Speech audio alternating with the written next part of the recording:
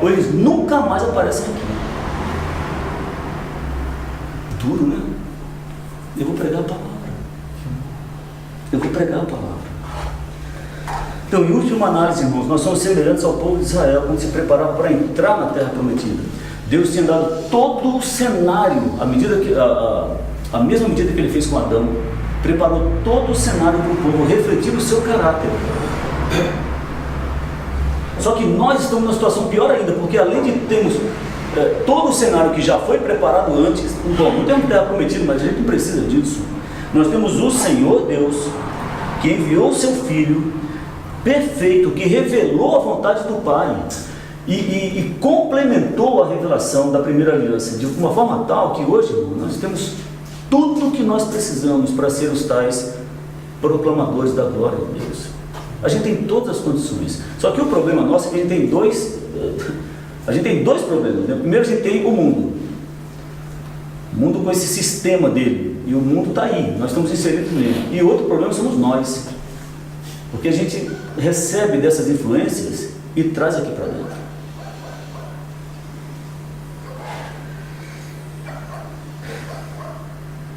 Pronto, a gente viu essa série de textos aqui, mais 10 minutos e a gente termina, tá bem, meus irmãos? A gente viu nessa série de textos aqui qual é a linha que define uma igreja que reflete o caráter de Deus. E a linha é? Qual é a palavra? Palavra. Palavra. Agora, irmãos, como traduzir isso, né? Tudo bem, você pode estar falando, ok, isso tudo eu sei, mas e aí? Eu estava esperando que você me desse uma receita mágica aí de, olha, 3 passos para pregar a palavra, ou 5 motivações, aquelas receitinhas que a gente vê na internet, né? Eu queria tratar com os irmãos a respeito do princípio regulador do culto. Não já ouviu falar do princípio regulador do culto? Tudo quanto é princípio é possível de ser refutado, tá vendo? Então, isso aí já deu um monte de discussão, um monte de briga e tal.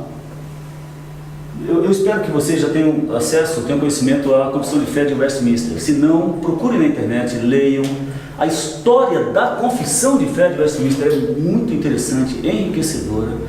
A gente, quando fala assim de Confissão de Fé, dá a impressão de que juntou meia dúzia de pastores sem noção lá e fez um texto qualquer e vamos acabar logo essa reunião que está muito longa. Irmãos, leiam a história da Confissão de Fé de Westminster.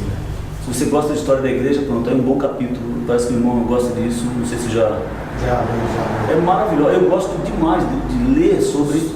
Só que vejo muitas pessoas, às vezes evangélicos, abrem a boca e exatamente contra a confissão de fé. Muitas igrejas, depois outros diáconos, e que às vezes abrem a boca para defender uma doutrina e encravam-se noutra. Vão exatamente contra a confissão de fé. Exatamente. Que é a base da nossa confissão. Todas as outras vêm de lá. Eu podia citar exemplos, aliás. Pois, mas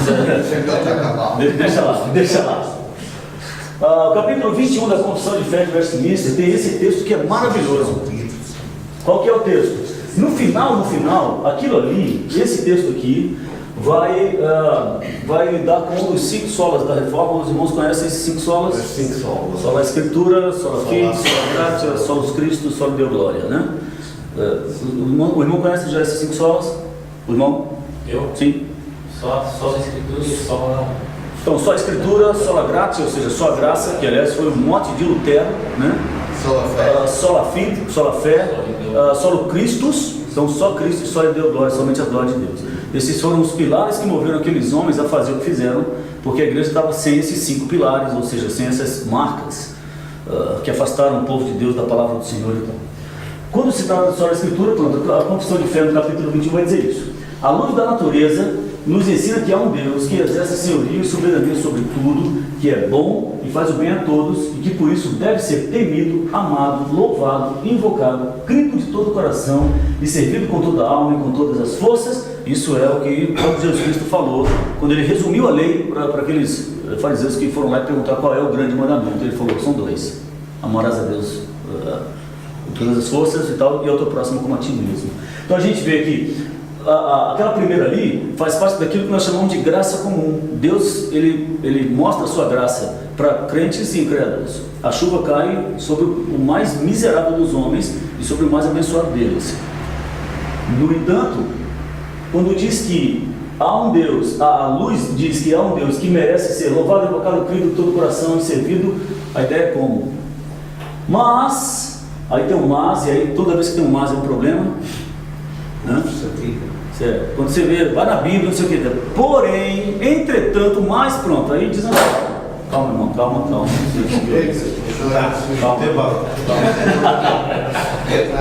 Mas o modo aceitável de adorar o verdadeiro Deus foi instituído por Ele mesmo e de tal modo determinado por sua vontade revelada, que não se deve adorar a Deus conforme as imaginações e invenções dos homens ou as sugestões de Satanás, sob alguma representação visível ou de outro modo que não seja prescrito nas Sagradas Escrituras. Antes de eu tentar, eu não vou mergulhar muito nisso, eu queria passar um vídeo do irmão Augusto Nicodemos, que é o pai da matéria, e ele vai tratar, são 2 minutos, irmão, no vídeo, ele vai...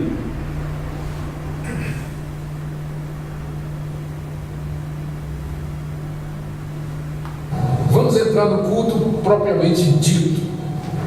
E eu vou começar aqui falando sobre o princípio regulador do culto. É o próximo item aqui da nossa pastoral.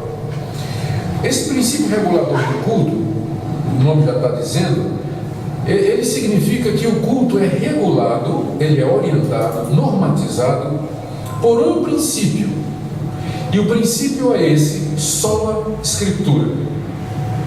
Em outras palavras, nós só podemos cultuar a Deus de acordo com aquilo que Deus disse que deveria ser cultuado. As normas e orientações para o culto estão na palavra de Deus. Deus não deixou a nossa discrição, arbítrio e vontade elaborar formas de culto para Ele, mas Ele disse de que maneira Ele quer ser adorado. Esse é o tipo de coisa onde a gente não pode inventar muito, mas a gente tem que procurar na Bíblia o que Deus já revelou, para que nós o adoremos do jeito que Ele quer e não do jeito que a gente imagina. Então você não é livre para introduzir no culto formas de adoração que não estejam prescritas na Bíblia. Isso é chamado o princípio regulador do culto, ou seja, a Bíblia. Ela é o princípio que vai nortear o culto a Deus. O que não puder ser provado na Bíblia não deve ser admitido no culto. Isso deu uma confusão na Reforma Protestante. Foi uma das primeiras brigas lá entre os protestantes. Todos eles estavam de acordo que o culto católico estava errado.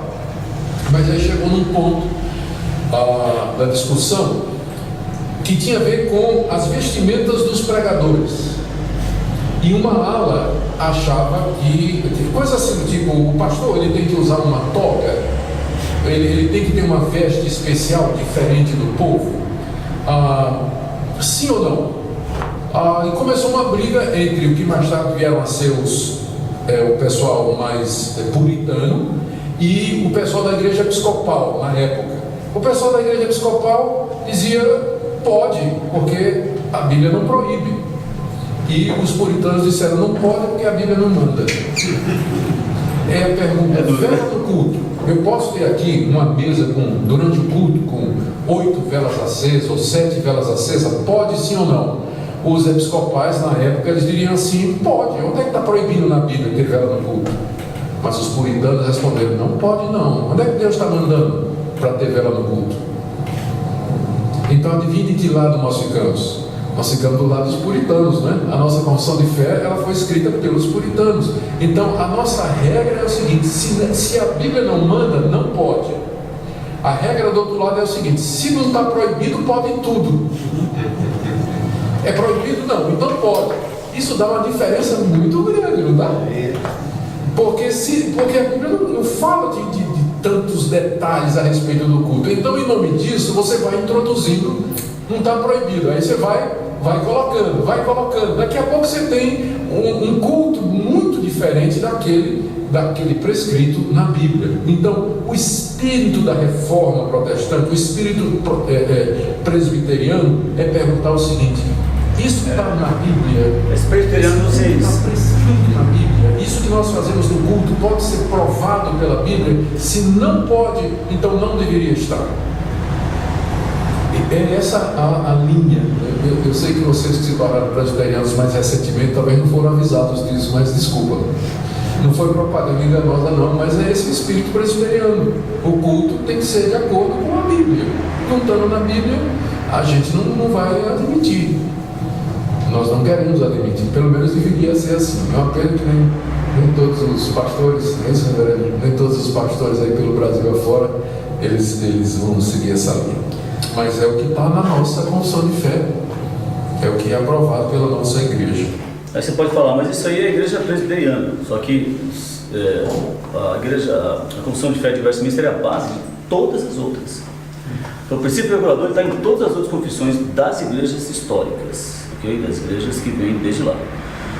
Do século XX para cá, depois da entrada do movimento, da organização do movimento, especialmente o neopentecostal, os pentecostais históricos, eles têm essa base de confissão de fé também, que é a centralidade das escrituras. Não está exatamente nesses termos, mas lá diz que o culto deve ser regulado pelas escrituras. Agora, obviamente, isso se torna uma matéria muito ampla, e como ele disse, deu muita discussão, muito pano para a manga. Por quê? Porque aí isso me restringe, isso me tolhe, isso me encaixa, e eu não quero isso, eu quero ser relevante, eu quero ser moderno, entendeu? Aí eu vou incluindo no culto coisas que não estão prescritas na palavra do Senhor. Uma das primeiras discussões ok, então se for assim nós não podemos usar. Aí, irmão, quando parte para esse nível de discussão, aí se perdeu tudo, né? Então, às vezes, se for assim, não pode usar projetor no culto, porque na Bíblia está dizendo se pode, se não pode. Não é esse o ideal aqui da discussão. A gente está falando de princípio e não de detalhes que, como ele disse, aí teria que ter aliás, teria que ter um capítulo na Bíblia, não, tem que ter uma Bíblia dessa altura dizendo o que pode e o que não pode, o que pode e o que não pode. Mas a ideia do princípio que regula o culto se não está prescrito nas Escrituras, irmãos, e amanhã nós vamos tratar disso. Nós temos várias indicações nas Escrituras de como Deus se agrada quando o seu povo se reúne. Então, se está lá, vamos seguir aquilo.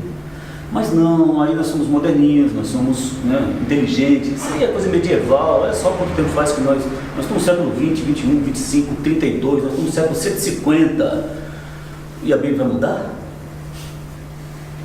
Então é nessa linha que eu vou tratar com os irmãos amanhã, quando se fala de princípio regulador de culto. Então, só para a gente encerrar hoje, 3 textos aqui da palavra do Senhor. Êxodo 20, versículo 4. Novamente, irmãos, são textos absolutamente conhecidos, tá bem? Êxodo 20, versículo 4.